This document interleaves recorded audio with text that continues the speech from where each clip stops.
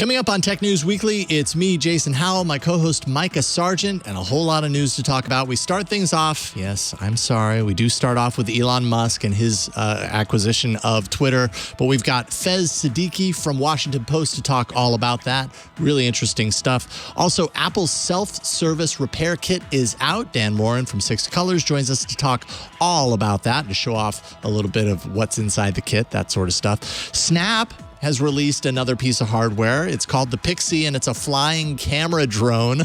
So we talk about that and even compare it to other products that we've seen from Snap in the past. And finally, we dive into how Autocorrect works behind the scenes. Really fascinating stuff. All that and more coming up next on Tech News Weekly. Podcasts you love. From people you trust. This is TWiT.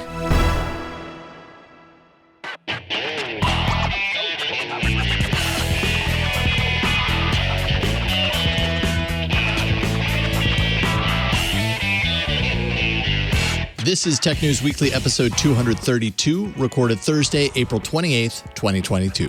This episode of Tech News Weekly is brought to you by New Relic. That next 9 p.m. call is just waiting to happen. Get New Relic before it does, and you can get access to the whole New Relic platform and 100 gigabytes of data free per month forever. No credit card required. Sign up at newrelic.com/TNW.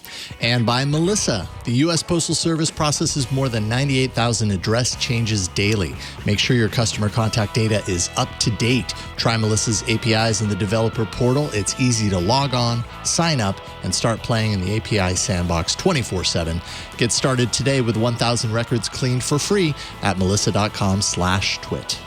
Hello, and welcome to Tech News Weekly, the show where every week we talk to and about the people making and breaking the tech news. I am one of your hosts, Mikah Sargent. And I'm the other one, Jason Howell. And I know last week we joked, we had a funny around the fact that we weren't going to talk at all about Elon Musk. Okay. And then this week, I wish I could say the same. But you can't. But I can't, because he went and bought Twitter, apparently. Wow. Or he's in the process of it. So we're going to talk a little bit more about Elon Musk today.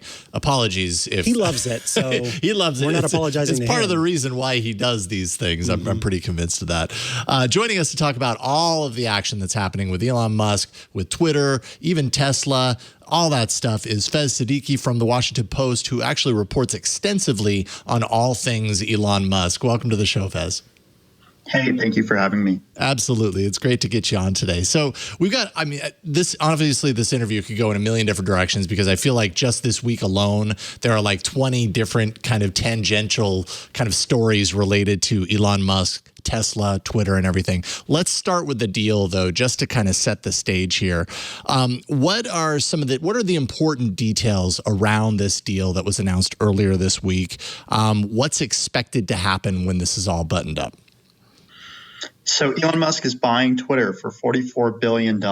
He disclosed last week that he had lined up the funding. About $25 billion was financing from banks, including Morgan Stanley. Around $21 billion was equity financing, meaning he was going to put his own Tesla stock on the line. Of course, the deal comes in just under that total at $44 billion. It's expected to close later this year. And it sort of remains to be seen what might happen as far as seeing his agenda through. He's laid out a pretty extensive agenda, and whether that might mean executive shakeups or any sorts of immediate changes remains to be seen.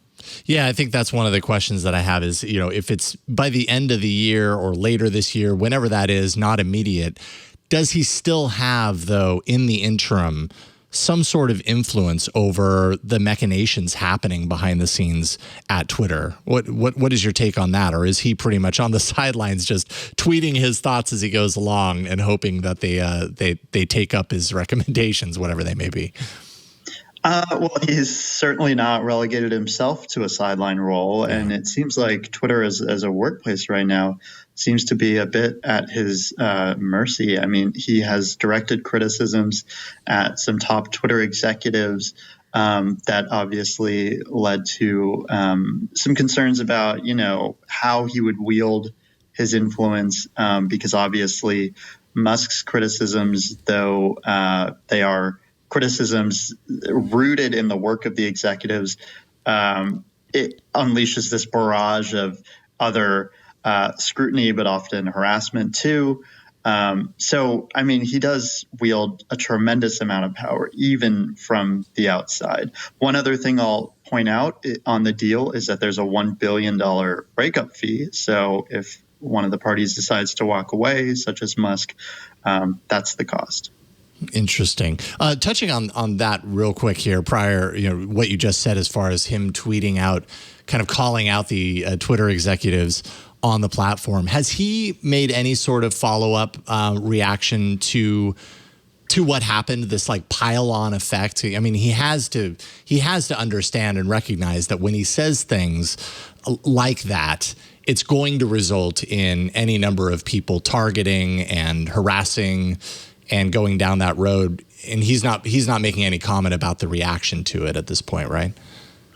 Musk did reply to a former Twitter CEO. Basically, I believe his point was something along the lines of like he is trying to better the platform. I mean, he hasn't addressed the criticisms or the impacts of the criticisms directly and the harassment.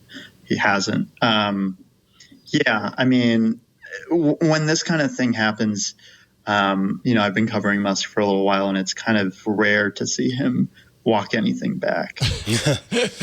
That's part of what makes him so, an interesting figure to follow along, for better or for worse, right? There's always it's almost like he's always teetering on the edge of controversy, if not diving full board into that pool. So you certainly have your hands full covering Musk all the time throughout all of that. Now, you quoted Ross Gerber in your initial piece announcing the deal or reporting on the deal, who essentially said that this deal makes Musk more powerful than some countries now.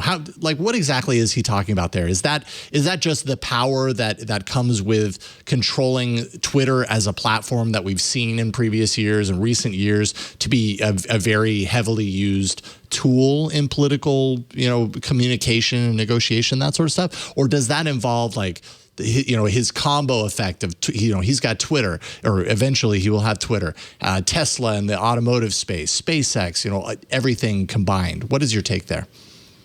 I think it's much more the latter. I mean, Tesla is the most valuable automaker in the world right now. Yeah. SpaceX, as Gerber pointed out, is not only trying to put people on Mars, it's also a strategic asset for the United States. I mean, it rejuvenated the space program.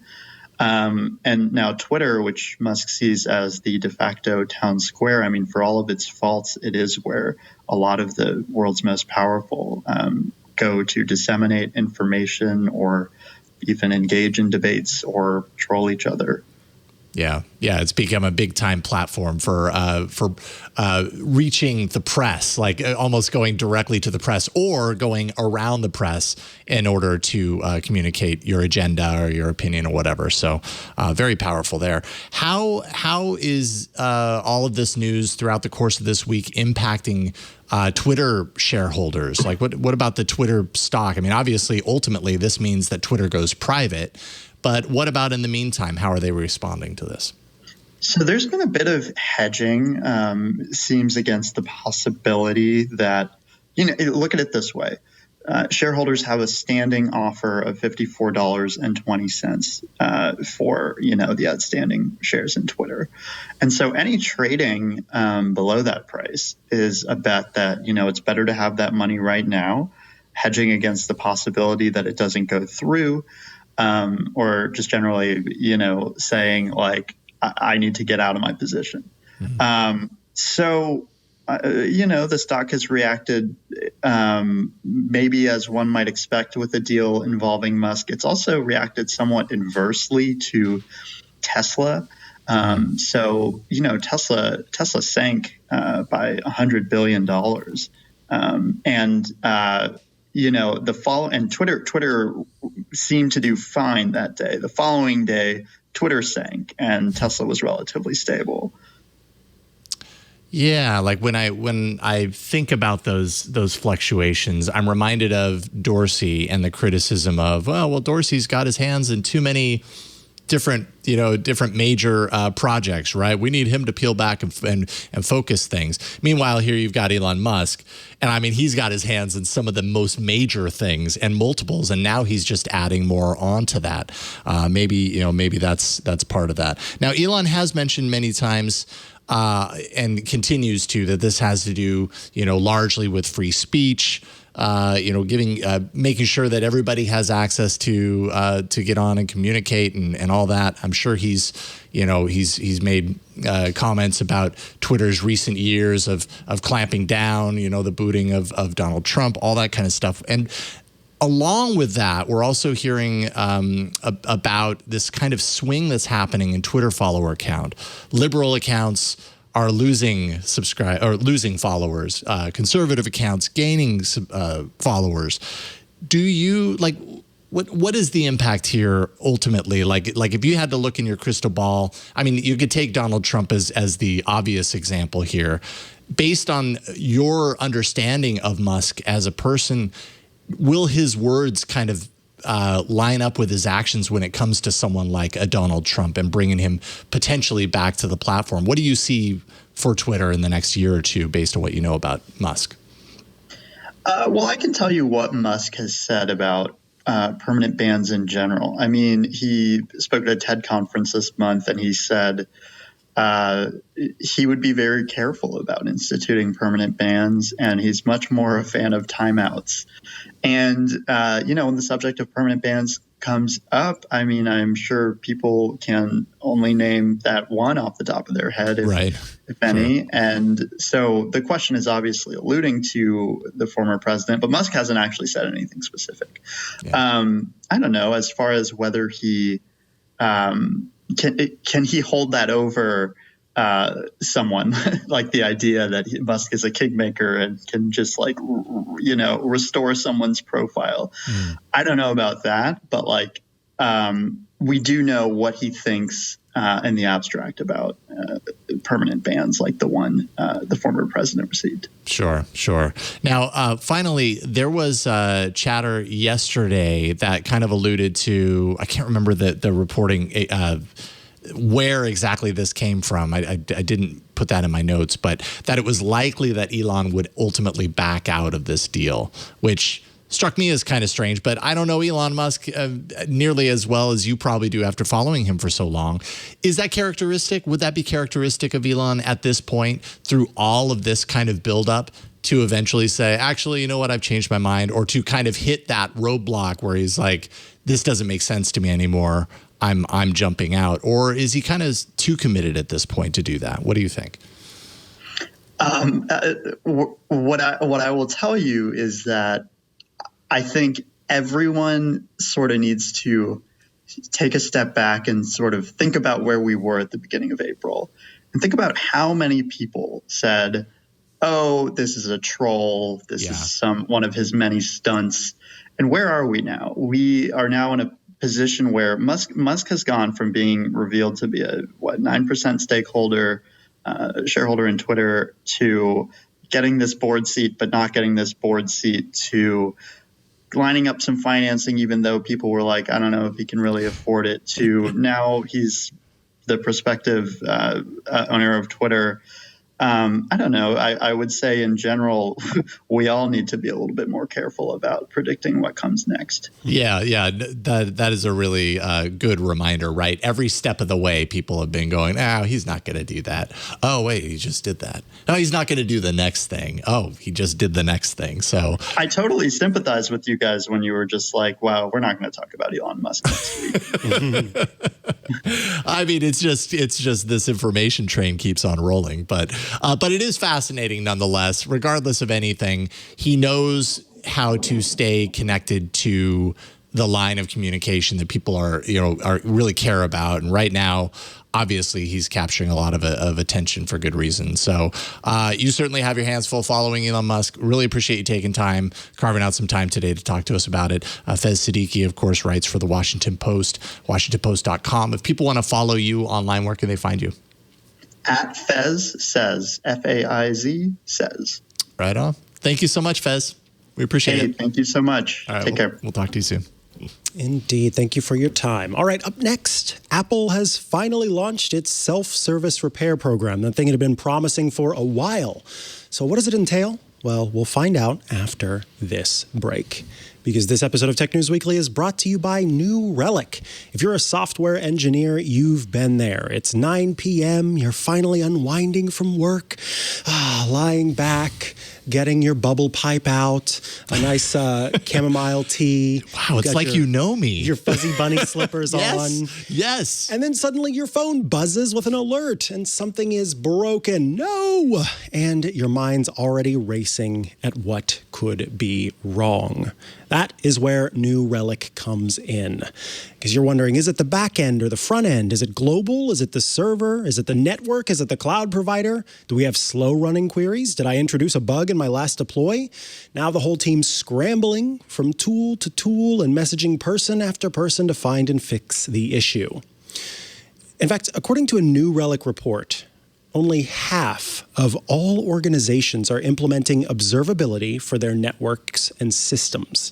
That's what New Relic does, observability. The report showed how maintaining network observability continues to be an issue for companies around the world.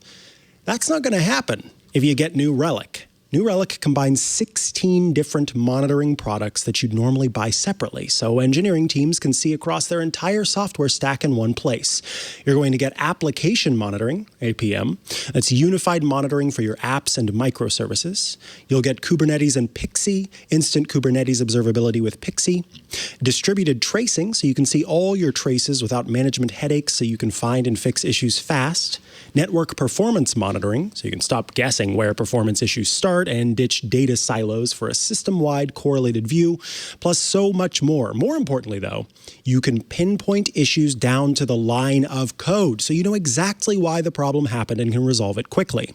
That's why the dev and ops team at DoorDash, at GitHub, at Epic Games, and folks, more than 14,000 other companies use New Relic to debug and improve their software. So whether you run a cloud-native startup or a Fortune 500 company, it takes just 5 minutes to set up New Relic in your environment. That next 9 p.m. call is just waiting to happen, just waiting to disrupt the bubble pipe and fuzzy slippers. Don't let it happen. Get New Relic before it does. And you, as you're listening, can get access to the whole New Relic platform and 100 gigabytes of data free per month forever with no credit card required. All of those things come together. You hear each one, you're like, okay, how much is it going to be? How much is it going to be? How much is it going to be? And then they say, it's free. And then you go, okay, but I'm putting in my card, right? No credit card required. Sign up at newrelic.com/TNW. That's NEWRELIC.com/TNW. If you forgot it, it's newrelic.com/TNW. Go there, check it out. And of course, our thanks to New Relic for sponsoring this week's episode of Tech News Weekly. All right, we're back from the break. And that means it's time to talk about something that Apple announced, I believe, at the end of last year. We'll get to that in a second. But perhaps our guest knows. But not too long ago, announced the self-service repair program. And they said soon we're going to have some different products available to you so that if your device breaks, you can, if you would like, take care of it yourself. But then we didn't hear about it for a while. And then a few articles started coming out saying, is Apple ever going to announce this thing? Is it going to release this thing? And it continued to not happen until now. And so joining us today to talk about it from Six Colors, it's Dan Moren. Hey, Mikah, how's it going? It's going well, and we've prepared something special for you. That sound means you're the birthday boy. Happy birthday! If I had a noisemaker, I'd blow it. But, yeah. Thank you. That was very exciting. The trumpets. I assume you got those special. Yeah, we have a few people. All right, you guys are good. Yeah. You can go. Oh, well, you Help can- yourself some food in the Yeah, kitchen. get some coffee, Yeah. whatever you need. Cool. Thank you for being here today on your birthday. We appreciate you joining us. So let's start by, maybe you can answer the question of when Apple first said that it was planning on doing the self-service repair program. Yeah, that was last November. So you're right. Around the end of last year, they announced that this was something they would start doing in 2022, but it wasn't until just this week that they actually started rolling out the processes allowing people to get the parts and tools they need in order to start repairing their iPhones. Now, at the time, the conversation definitely surrounded a lot of, not necessarily court cases in every instance, but some regulatory attention being paid to Apple in different ways. And one of those ways was the repairability of its devices. And I know that a lot of folks kind of said, oh, Apple is doing this so that they can have an answer for when the repairability thing happened. And so we got that super early announcement, but we only just now got the actual rollout of it. And it was interesting how it came a few days after people started to say, hey, I thought Apple was supposed to be announcing a repairability program. What's going on there? So in any case, it is here. And I was hoping that you could start by kind of talking about what this has ended up looking like. If someone, say, I am talking on my phone and I accidentally drop it to the ground and crack the screen, and I'm like, you know what? I think I'm going to try to do this myself. What does the process look like for me going in and getting a fix for my iPhone 13? Sure. Yeah. So basically what Apple's done is set up a site. It's at selfservicerepair.com. I believe it's managed by a third party, but essentially it is a way that you can get Apple genuine parts. You can get Apple genuine tools. You can get access to service manuals, the same ones that basically Apple technicians use when you take your phone into an Apple store, an authorized retailer, repair place, etc. And you can get access to those pieces and those tools and do the repair yourself. Now, in order to do it, let's make a couple caveats here. One, there are only a small number of devices currently supported. They are all iPhones. They are basically the iPhone 12 line, the iPhone 13 line, and the most recent iPhone SE. And then in each case, there are only certain repairs that are available. I think there's maybe half a dozen or so for each of them, among which include the display, the speaker, the battery, etc. Things that are very sort of simple to do. And Apple has said that this will expand over time, not only in terms of what products are actually available, but where this service is available. It's currently, I believe, US only, though they said they plan to start expanding it into Europe. And then in theory, potentially more complex repairs might be available at some point. That's a little unclear at this point.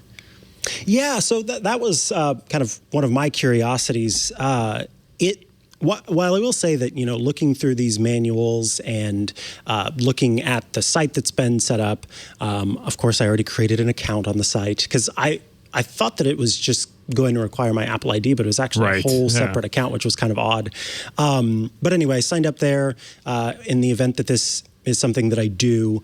I was hoping that you could talk about, because okay, so if I were to go to iFixit, I could look up my iPhone and I could order a screen to replace my iPhone screen if it were broken. And with that, they offer usually either just the repair part itself or the repair part and a couple of tools. But one of the things that Apple has that you can't just get by going to iFixit is some tools, as you said, that they use kind of behind the scenes if you were to take your phone in. How are those tools available? Am I going to have to spend $2,000 for a thing that heats up my phone display? How does that work? Yeah, so there's a couple options, actually. You can buy the tools outright, and Apple, I believe, has said that these parts and tools are available to consumers at the same prices that they're available to basically technicians, third-party technicians who want to buy them from Apple. And as such, I was actually kind of surprised in some of these cases that they're as cheap as they are. I mean, like, as you're saying, there's a heated display removal fixture, which you're showing there, which is $250, which is expensive. I mean, if you're just replacing one screen, you probably don't want to spend $250. That's more probably than taking it into the Apple Store in the first place. But I guess if you break screens a lot, you could decide to buy one and just have it on hand in case, or I'll fix all your friends' phones, fix your or what friends. have you. Yeah, exactly. There you go. Set up a little lucrative sideline there. But Apple is also offering the ability to rent the tools you need, and they're providing them as like a big package. And when I say big package, I mean very large. Like, this is two like big, wheeled plastic cases full of tools, and I think they say they weigh something like 30 or 40 pounds a piece. So, this is a serious business here, but they will rent it to you for $49, including shipping. They'll send it out to you. You get it for 7 days, and then you drop it back at the UPS store when you're done. And you don't need to worry about keeping those things around the house, which frankly seems, I would say, pretty reasonable. I mean, again, in most of these cases, people probably aren't buying these tools outright because the number of times you actually want to use them is probably pretty low. So making it affordable and easy to rent these things does seem like a good solution sort of in the mid-ground there. Yeah, I've gone through and configured with an iPhone 12 mini. I can get the heated display removal fixture, which is this big honkin' gray box that has, you plug it in and it's got heat and all that kind of stuff for $256. I can get the display press, which is this huge metal contraption with a handle that you pull to press down the display for $216. And then the actual heated display pocket, which is this special contraption that fits the phone in perfectly, for $116. None of that really calls to me, but I have to tell you, the torque drivers are actually kind of interesting, because with these, you are essentially, for folks who don't know, it is making it so that when you tighten it, it only lets you tighten it to a certain extent. That's the torque, the pressure at which you're tightening something. So that's one of the things that I've always kind of been concerned about, because I want to make sure things are very tight, but I don't want to over tighten. And so when I use my iFixit tools to do this kind of stuff, I maybe side on the side of not tightening too much. But with these torque drivers, you essentially, push it and it will start clicking and not let you press any harder or tighten any harder than Apple recommends for the different pieces. So that's kind of cool. But I'm seeing online that the rental, if you do the whole rental that comes with the display press, that comes with the heater, it's a 7-day rental. Right. Yep. Have you done any repairs in the past? And when you have, was it one of those things that you had to psych yourself up to, or did you kind of quickly get on it? Because I'm thinking, and I'll kind of talk for myself in a moment, whenever I've done this in the past, but 7 days kind of made me a little worried. What about you? Well, I'm not somebody who has done a lot of repairs to my iPhone. That said, I've, for a long time, spent a lot of time taking apart computers, including several of my Macs. I used to work in IT and spend a lot of time sort of with my hands in computers, getting them all scraped up from all the sharp metal pieces and delighted things like that. In terms of this stuff, if you're looking at something that's really like a one-time task, I think a 7-day time period seems pretty reasonable to me. I feel like once I get that toolkit, I can be sort of like raring to go. I find that a lot of times when I've done repairs, they take me, the better part of an afternoon or something like that, depending on how complex it is. Generally, if it takes longer, it's because I did something wrong. I have to take it apart and put it back together again. But on the iPhone side, I think I've always been a little more wary about dealing with such of these tiny components in there and accidentally breaking something. So maybe this increases the pressure a little bit to know that you have to return it. It's like getting the best new releases at the library, where they only give it to you a certain amount of time, and you got to finish reading that book in that amount of time because you'll never get it again. Yeah, I was going through the manual, and one thing I didn't know, Apple actually recommends that when you undo this, all of those screws should be replaced. You should put new screws in, because those screws have little blue wax on them. I thought it was just sort of a material to help grab, but it's more of an adhesive, and so by reusing the screws, you're not getting the best sort of fastening that you possibly can. So it's a good tip. Yeah, exactly. Pro tip straight from the source. So do you foresee, I mean, sort of looking into your crystal ball and also listening to what other folks have said about the self-service repair program, do you think this increases, decreases, or doesn't change the number of people who will take on self-repair versus taking this in to be serviced? I think perhaps I don't see it decreasing it necessarily, but I think it's probably flat to a small increase. And the reason for that is I think the kind of people who are likely to do their own repairs are the kind of people who've always been likely to do their own repairs. I don't think necessarily that new people are going to be like, oh, well, I broke my iPhone. I'm going to give a shot at replacing the screen. I know a lot of people who have broken their iPhone screens. There are very few of them that I think would be willing to do this, especially given that, like, depending on the relative costs, right? Like, you got to rent the tools, you got to buy the parts, you got to invest the time. All of that added up, you may have a lot of people saying, it's just as easy for me to go to the Apple store and pay the fee and have somebody else worry about it. Most people don't change their oil, right? Like, you could. Right. I know people who do, but the people who do change their oil are doing it because they've invested the time and energy in learning how to do that. But a lot of people are happy to just drive down the street and pay the $30 or whatever to have somebody replace their oil. So for me, I feel like it's great that this option is there. I do think that one caveat that's been brought up is there are a lot of people, especially those pushing the sort of right to repair agenda, that they don't think this goes far enough. For example, you have to provide a serial number for the device before you order any parts, which, you know, I think people are sometimes concerned. Like, again, the whole movement promulgated on the idea that this is my device, I can do with it what I want, and I should be able to repair it. You know, they don't like the idea of not being able to buy parts without it being tied to a specific device. I don't know. Apple already has programs for dealing with independent repair shops and stuff, so it's not as though there are businesses necessarily. I want to buy, 20 batteries to have on hand so I can replace batteries for people. There are other venues for them to do that. So I don't know how much of an actual problem that is, but I can understand people being concerned about it. Absolutely. Folks in the chat were asking, are you able to replace the charging port on your iPhone using this? I'm looking through, and the options are battery, bottom speaker, camera, display, SIM tray, and Taptic engine. The SIM tray, by the way, $7.20 to get. They just send you a new one. You can just swap that out. That's pretty easy. That's an easy one. Yeah, that's I was going to say, yeah. Anyone can do. Yeah, they have said in their initial announcement back in November, they said that it would roll out most commonly serviced modules at the beginning, and the ability for additional repairs would be available later next year. So the potential to do that is possibly coming later in the year, just depending on parts and stuff like that. So you may be able to replace it, but don't think you can go in and replace it with like a USB-C port. That's not how that works. I'm going to upgrade my port.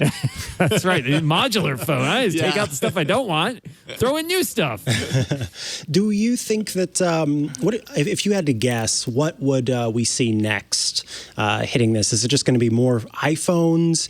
Do you think that, Macs will make their way into this, or will that always kind of be a thing that you got to send in your computer for?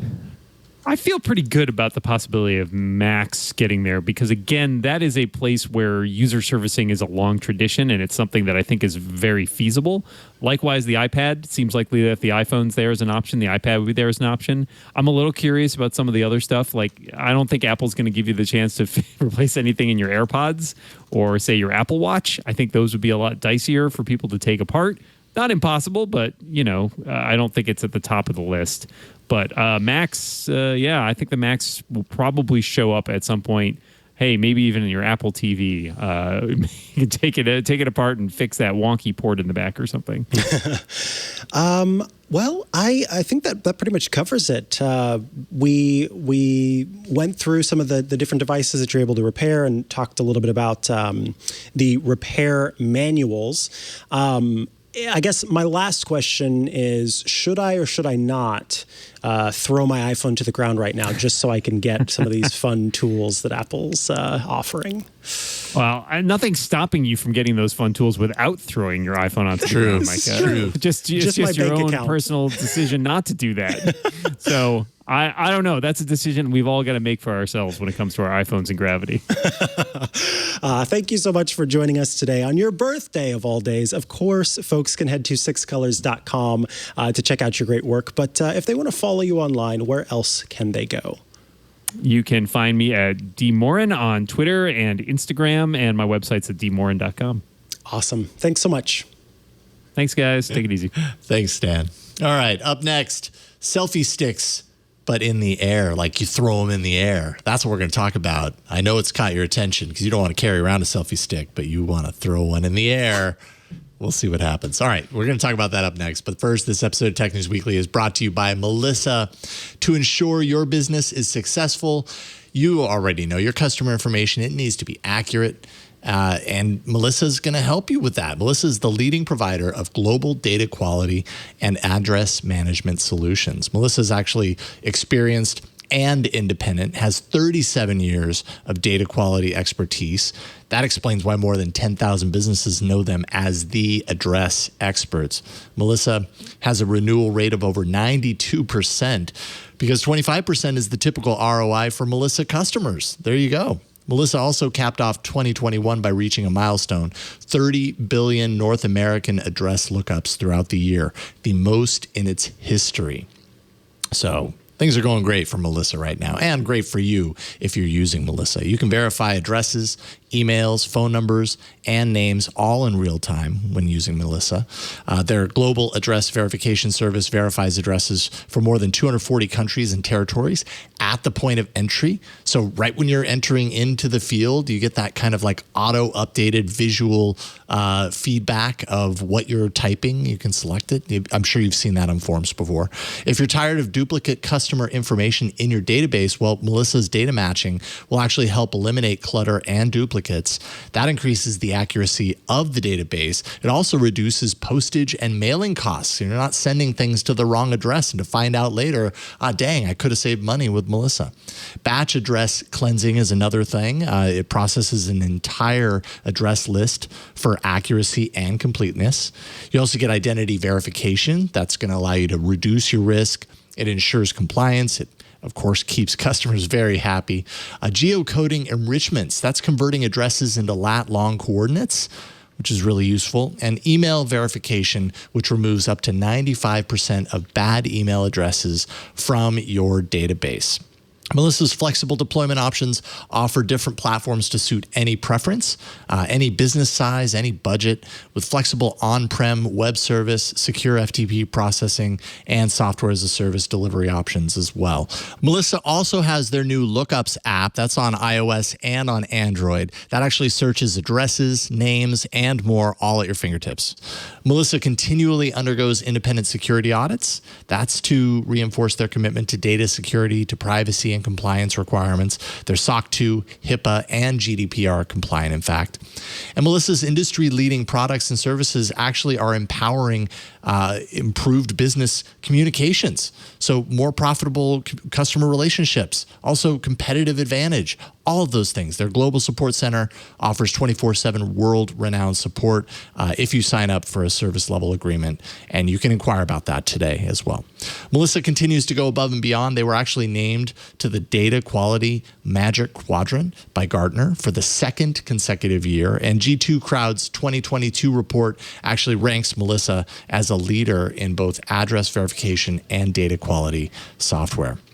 So if I haven't talked your ear off enough to convince you, what else do you need? Make sure your customer contact data is up to date. Try Melissa's APIs in the developer portal.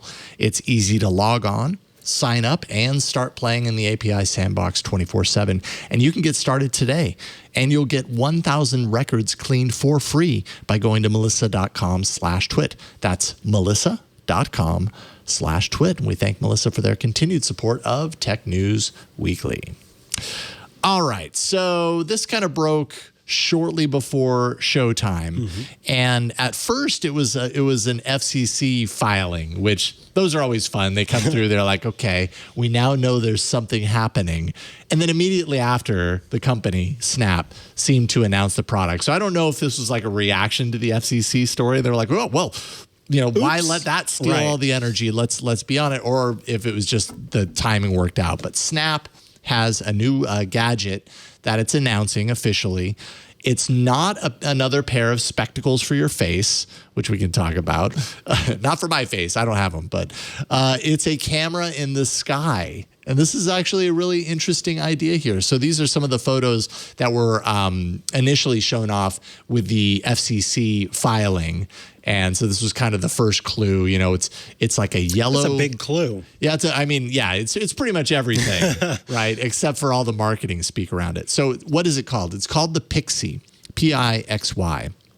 And it's a mini drone. It's a little drone that's, they say pocket size, although looking at it, I'm kind of like, all right, well, you got to have like large or extra large size pockets for that to fit in. But I guess technically, I can imagine, you know, being able to carry this drone around in your pocket. It's bright yellow, not entirely, well, I guess that's the Snap color, right? Exactly. Snap's all about Snap yellow. So there you go. Looks pretty sturdy. Like I've seen a good amount of different drones and everything. And sometimes drones, for as active as they are flying around, crashing to the ground and everything, they still look like they could be kind of fragile. Like, you know what I mean? Like the different pieces of them look very exposed and everything. Right. This thing seems like a very kind of like tight box that the quads fit into. So I don't know if that means that it's, you know, really resistant to breaking easily or whatever, but it looks that way nonetheless. It's meant to be portable. It's meant to travel with you. It's available today in U.S. and France for $229.99. So $230 for a mini drone. It has a camera on board. And so it can record videos up to 2.7K resolution. It also can shoot 12 megapixel photos. It has a replaceable battery. So essentially the battery can power this thing for 5 to 8 flights, which doesn't sound like a lot of flights. I don't know how long those flights are, but nonetheless, I guess that's neat to have that option. And it's lightweight. It's 101 grams. So there you go. And actually, you're seeing right now kind of the Snap released video, which shows a lot of different footage from the camera. It's like half a second of footage, though, you know. Yeah. Little clips here and there. I don't know the length of the clips that are recorded, like how long it records for. I didn't see any sort of information about that, but it doesn't have a controller. So this is not a drone that you pick up a controller and you fly around, you know, in whatever way you choose. It has a single button and then kind of a little dial to select the mode. Okay. And that cycles through 4 different pre-configured flight paths. So you can say, I want this to float in front of us and just take a selfie. And so, you know, it takes off, it just floats out there. That's where it's like the replacement of the selfie stick. It goes out and you can get your selfie. It can also orbit around you. So that's kind of a cool effect, which we've seen, you know, a lot of drones actually with cameras on board are programmed to do that. This is obviously made a lot more everyday consumer friendly. And then there's a follow as you walk and a follow as you run mode. I think those are the 4 primary modes that it has on board. And so you basically just select the mode, hit the button, it takes off from your palm, and it does the thing. I guess it starts recording. I don't know if it's recording immediately or if it gets in place and starts recording or whatever. And then all of that footage is then channeled back to the phone. Of course, to the Snap app. If you're using Snap, it's all ends up inside of Snapchat memories. And then you can do whatever you want from there. If you want to spruce it up with effects or just share it out that way or whatever, that's basically what it does. So yeah, it flies, it photos or videos, and then it lands and you've got the footage to show for it. I think I would end up being disappointed by the, what is the word? The very staunch not guidelines. It doesn't, the limitations. I think I would be, kind of bothered by the limitations of it, because the idea sounds cool, but there's so little that you are able to do, and I would want it. I'm looking at this and I'm like, I've got a little drone here, and it's got a camera built into it. Yeah, I want to do so much more with it than what it's giving me the ability to do. Yeah, and according to The Verge, because it seems like after the FCC document leaked, and then after, or not leaked, it was not, but was noticed, and after that, then all of the different tech sites were able to put out their embargoed reviews of it. The Verge did a review of it, and one of the things that they say is that a full charge will get you 5 to 8 flights, and each flight ranges from roughly 10 to 20 seconds. So you don't get very much footage on each of the 5 to 8 flights, and each 5 to 8 flights is only 10 to 20 seconds. Yeah. You know, I would want to like capture, I want one flight that has, 20 times 8 as opposed to just that short period of time or what have you. Yeah, or have the option. Yeah, have the option to keep it in flight for a little bit longer. So then I'm going, I should just get a more expensive drone that can do that, where I can shoot cool footage of like running through the forest or what have you. Yeah. And I think that that's kind of been the limitation of everything that Snap has made. It's always, they always have such a specific idea Very in mind. specific, And they yes. don't want you to do anything outside of that. And through that comes the limitation of giving people a tool and seeing what it is that they do with that. Mm-hmm. When the Apple Watch first came out, it was supposed to be this sort of communication device. And Apple originally called it the most personal device we've ever made. And it was all about how you could share your heartbeat with someone else. Yeah, I remember and that. how there were all these like tapping things where you could send messages to people. But as the Apple Watch got to more people and Apple saw how they were using it, it was more of a health product. It was more of a fitness and health wearable. Mm-hmm. And Apple pivoted based on that. But from Spectacles number 1 all the way up to whatever Spectacles number we're on now, and now with this drone and whatever else Snap makes, they come up with an idea and they limit things so much that you don't even get a chance to experiment with the other things that it can do. And I think that is what keeps these things as weird boutique products that not everybody ends up using. They really continue to be that. Any of the technology that's coming out of Snap. It's interesting that a social media company, because I guess I would consider Snap primarily a social media company, even though they consider themselves more than that, right? They consider themselves a hardware company and everything.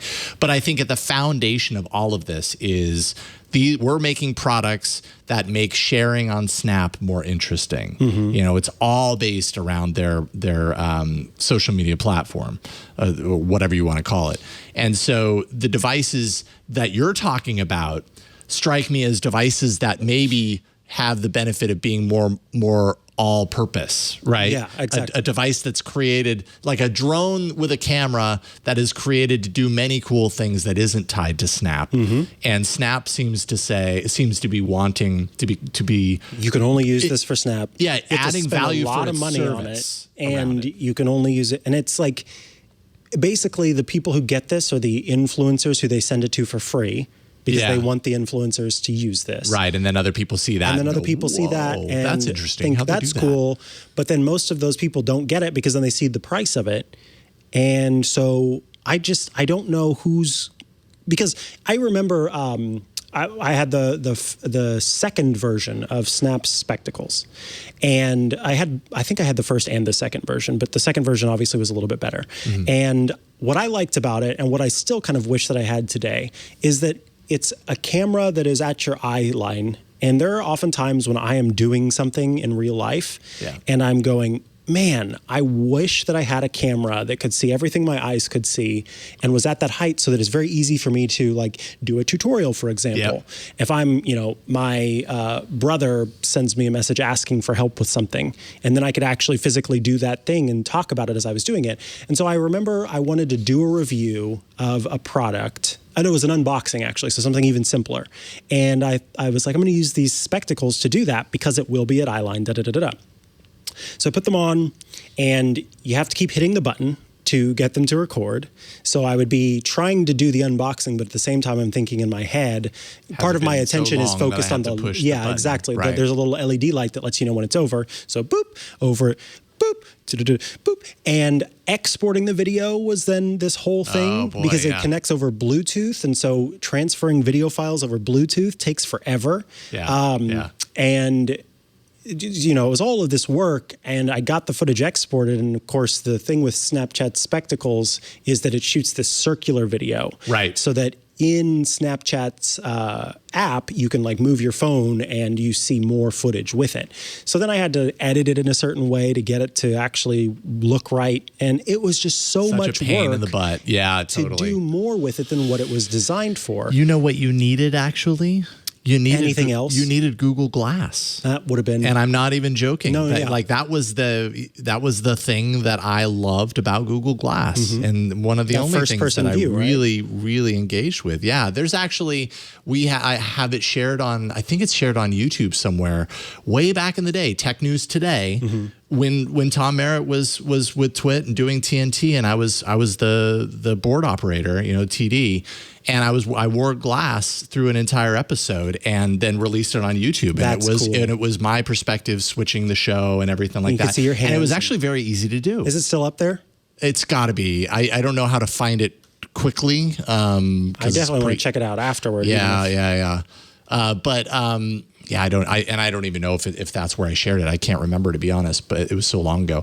But I mean, it was my point being that it was really easy to do. Yeah. Like you set record and it would record until the internal storage was entirely full, if you wanted to. And that's what I want. Yeah. And it was really useful. But that ends up being kind of highlighting the difference between what you're talking about here, right? Like a device that's created specifically for Snap, which only really matters very much if you happen to be on Snapchat, right? And care about spending a couple $100 for a bonus feature / functionality around sharing on Snapchat versus Google Glass, which for all of its faults, certain aspects of it were open for interpretation. Yes. Like you could literally just use it the way you wanted to use it in different directions. And that's how I think, because I think that provides more value for a thing, so that I could look at this and go, okay, I'm not going to use it with Snapchat because I don't use Snapchat, but this little drone that I don't have to worry about regulations around and that has 2 cameras on it, because that's the other thing. There's a downward-facing camera that is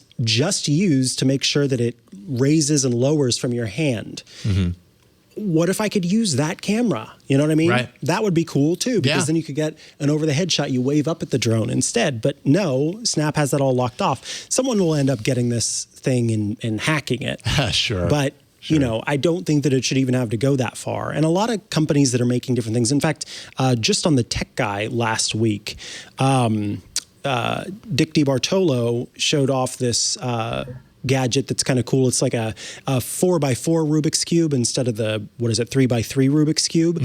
And each of the cubes is a little LED or LCD screen. And so all of those screens light up, and it's a game. And let me see.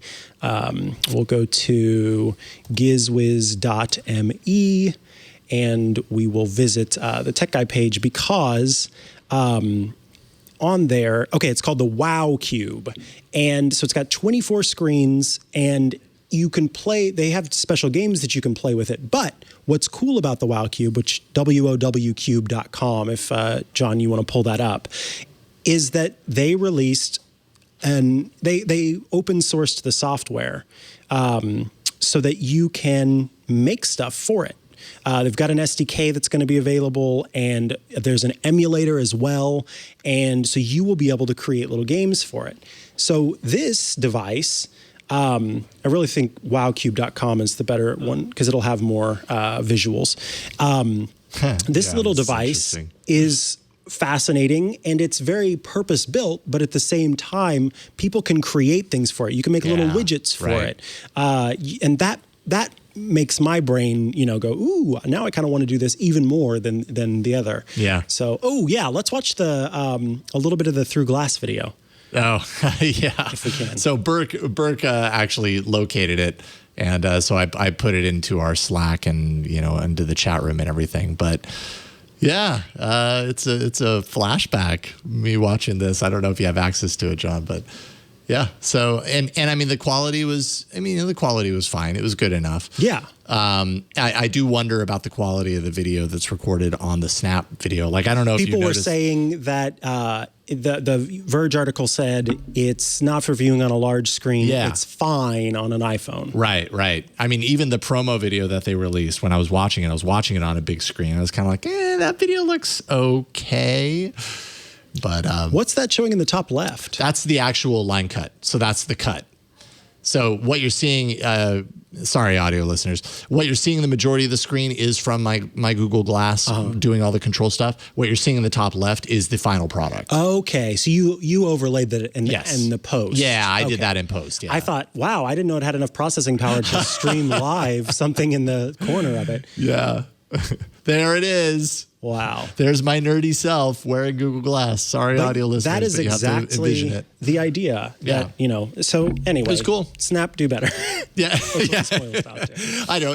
I give them props for trying new things, right? Yeah, it's cool that they're creating something like this, even though, and I think I probably said this when they did spectacles, even though at the end of the day, they're not going to sell very many of these, but I applaud them for trying new things. Yeah. And, maybe this leads to a very portable selfie stick drone that does work well. Yeah, I could see Amazon doing it, and because it's Amazon and they've built out the ALEXA API, SDK, and all that kind of stuff, it would be more open by default. Yeah, and they already do have a drone that's a security drone for within your house. So Amazon, if there was an idea to steal, I think this one would be it, because they've got a much more open platform. It's surprising they don't have it already. They've thrown so many, much spaghetti against the wall. They do have a lot of spaghetti projects, and they've got the money to do it. Yeah. As Snap, I feel like it is at least a little bit of a risk for them to be doing these different products, because hardware is not cheap to actually manufacture hardware. Yeah. So I feel like these are more just Evan Spiegel's desire to make fun things that he's thinking about versus it being something that, is supposed to be profitable for the company. Totally agree.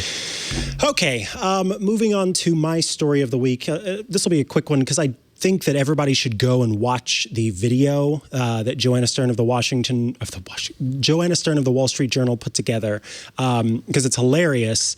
But Joanna Stern also put out an article to go along with it. And this is about autocorrect on iPhone. And I think this is especially pertinent because my partner was just complaining not too long ago about all of the things that got messed up on his iPhone whenever he would type them. And there was one that he and I use all my tricks that I knew. We did some research, and there was one that we could not get figured out. But Joanna Stern went to a duck farm, and from the duck farm called the guy who used to work at Apple who made the first version of autocorrect for iOS, and made him apologize to the duck for changing the F word to duck in autocorrect. But what's more interesting is that, of course, Joanna Stern went into detail about how autocorrect works on iOS, and I think that this is a really fascinating piece. So one of the things that folks should understand is that there are two dictionaries that are available in your iPhone. There's the static dictionary and there's the dynamic dictionary. The static dictionary is something that is built into iOS. It uses entries for common words and also some proper nouns like product names and sports teams. When the first iPhone launched, there were more than 70,000 words in the static dictionary. There are likely a lot more now. This dictionary, as you might imagine, because it's called static, does not change. Or I should say that those words are steadfast and true. They get added, and it checks against your what you're typing using this. The dynamic dictionary is the thing that gets people annoyed, because the dynamic dictionary pays attention to what you are typing, how you are typing, what you change after an autocorrect suggestion has taken place, all of that stuff to help determine what it is you're trying to say. Because our fingers typing on those small little keyboards are not necessarily pressing where we think they're pressing, depending on the angle of the screen, how big the actual touch surface of your finger that you're using to type. All of that stuff plays a role in what the phone believes that you're typing. And so when you type a certain word, whatever it happens to be, it looks at the letters that are surrounding it to try and determine if maybe you meant those letters to try and give you a suggestion. And as it makes suggestions to you and you delete and change it, then over time, Joanna Stern said it's about 3 times, then it will log that and keep that information in mind. The other thing about this is that the the keyboard that's paying attention, it has even more kind of smarts. I think since iOS 14, iOS 13 or iOS 14, there are even more smarts that play a role in this because of Apple's. It's a feature called, well, it's machine learning across devices, but Apple uses a thing called differential privacy in order to not have any identifiable information of an individual, but all of that information can be used in a way that maintains people's privacy, but comes together to understand how language changes and evolves over time. Okay. So that if we suddenly start changing the spelling of a word, or you start using words a little bit differently, then the autocorrect dictionary can get better at being able to properly make changes to how we speak. So it was, I think, Ken Casienda, who created the iPhone's autocorrect software. And Casienda, when it came to bad words or, the foul language, whatever you want to call it, basically what Casienda had to do was make a list of bad words, that's profanity, that's curses, that's slurs, and put those into the static dictionary, but in a way that said, never give the user help with these words. Right. Meaning that you would not type the word duck and then autocorrect would correct it to the bad word. Because the idea is that if you want to use a bad word, then you need to make sure that's what you're typing. We don't want to assume that you're typing a bad word, because then you accidentally send grandma a mean phrase that Apple you didn't would mean be to in send. a lot of trouble if it just assumed, hey, yeah, you want this one. Exactly. Yeah, absolutely. So that was the first thing that was part of the original iPhone. That is why it often will change the F word to duck, because D and F are right next to each other on the keyboard. And if you're pressing, you may think that you're right on top of that F button, but actually the tip of your thumb is pressing the D, the F, and the G, for example. And so because G-U-C-K is not a word, the nearest word that is not the curse word is D-U-C-K. And so that may be why it suggests it. Now, there are some things that you can do if you want to improve your internal keyboard, or if you want to kind of change things. One of the tools is that there's actually a built-in text replacement engine in iOS. And so you can go in, and I won't go into depth here. You can read the article, or you can check out iOS Today, because we've talked about this in the past. But essentially, you can go in and say, when I type this word, there you go, when I type this word, then make sure that it is this word. So if you want to make sure that when you type the bad word, that it comes out to be the bad word, you would do that. I, for example, have little shortcuts that I have in place. So because I have to put my email into things a lot, I have a little shortcut when I type with the keyboard ;TW, then autocorrect suggests Mikah at twit.tv. And then I can just hit space. So instead of having to type out MIKAH at twit.tv, I just type ;TW, and then it autocorrects it. I've got one for my Gmail, I've got one for my Me account, all those different things. And so you can also use it for that. That's kind of what it was intended to be used for, was little shortcuts. On my address, I just type ;ADD, and then it autocorrects to my address, because I have to give that out frequently.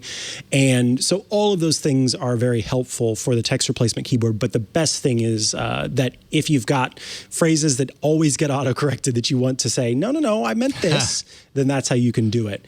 But anyway. I'm totally curious to know if I try and type it, if it corrects me, or if it just lets me.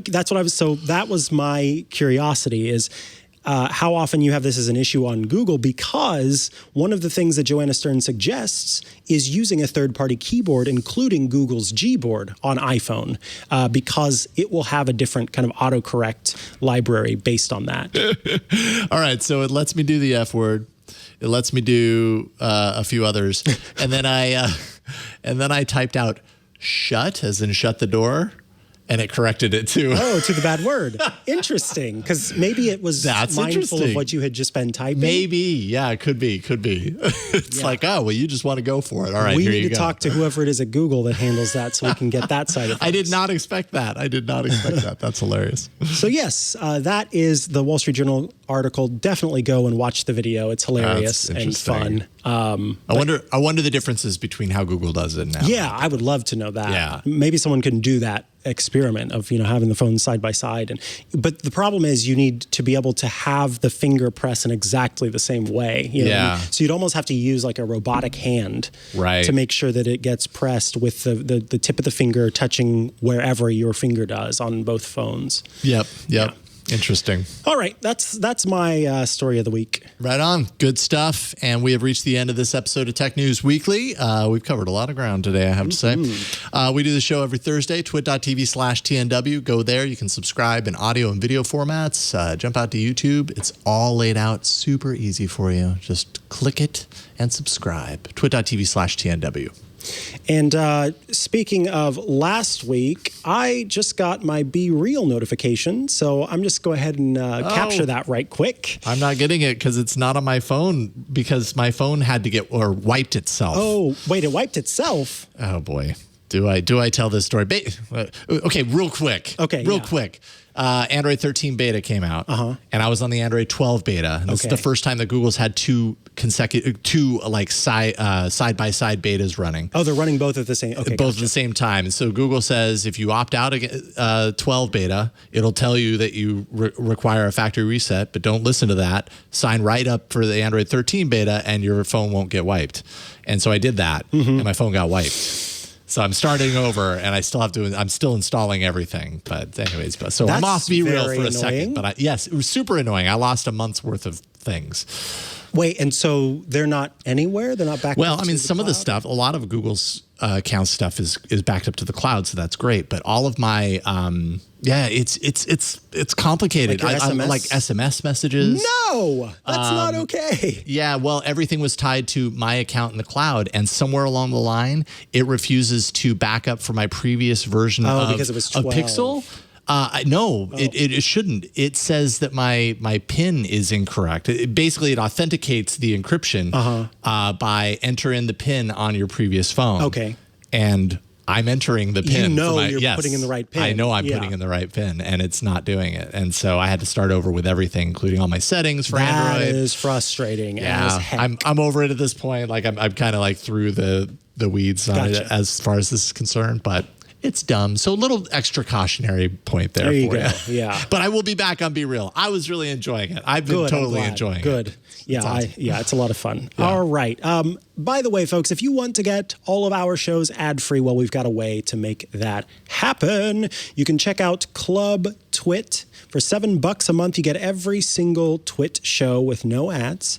You get exclusive access to the TWiT Plus bonus feed that has extra content you won't find anywhere else, including very soon, if not already, a MAMA this morning with John Ashley. That is Mikah Asks Me Anything, where I am talking to different folks within TWiT. I love that. Who are not in front of the camera about their work and also things outside of the work. We talked a lot about Magic the Gathering this morning. It was a lot of fun. So you can check that out. And then also access to the members-only Discord server. That is a place where you can go and chat with your fellow Club TWiT members, as well as those of us here at TWiT. All of that, twit.tv/clubtwit, $7 a month. We'd love it if you joined us there and supported us and the work that we do directly. Also, folks who are using Apple Podcasts, you can check out the subscription that is available in Apple Podcasts. You just type in Tech News Weekly in the Apple Podcasts app. You find the audio version, and you'll see a new button where you can tap to subscribe for $2.99 a month. In doing so, you will get the ad-free version of the audio feed right there in Apple Podcasts and that warm, fuzzy feeling knowing that you're supporting us directly. If you'd like to tweet at me or follow me on social media, I'm at Mikah Sargent on many a social media network, including Be Real. Or you can head to chihuahua.coffee, chihuahua.coffee, where I've got links to the places I'm most active online. Check me out on Saturday with Leo Laporte hosting The Tech Guy. It's a radio show where we take your tech questions in the U.S. and around the world. And on Tuesdays with Rose Mary Orchard for iOS Today, where we answer questions about all things iOS, tvOS, watchOS, et cetera, et cetera, et cetera. Jason Howell, what about you? You're busy. I'm at Jason Howell. I also do all about Android, twit.tv/AAA, and then produce some of Leo's shows behind the scenes as well. So, but if you want to find me on social media, it's probably on Twitter at Jason Howell and Be Real, which I can't, I was just setting it up. I got to get back into that. But anywho, big thanks to everybody in our studio who helps us do the show each and every week. John Ashley, Burke. Burke was also the one who successfully found that through glass video that we were talking about. So thank you for that, Burke. And thanks to you for watching and listening. We will see you next Thursday on Tech News Weekly. Bye, everybody. Goodbye. Bow. Hey, I'm Rod Pyle, editor of Ad Astra Magazine, and each week I'm joined by Tarek Malik, the editor-in-chief over at space.com, in our new This Week in Space podcast. Every Friday, Tarek and I take a deep dive into the stories that define the new space age. What's NASA up to? When will Americans once again set foot on the moon? And how about those samples from the Perseverance rover? When are those coming home? What the heck has Elon Musk done now? In addition to all the latest and greatest in space exploration, we'll take an occasional look at bits of spaceflight history that you probably never heard of, and all with an eye towards having a good time along the way. Check us out on your favorite podcatcher.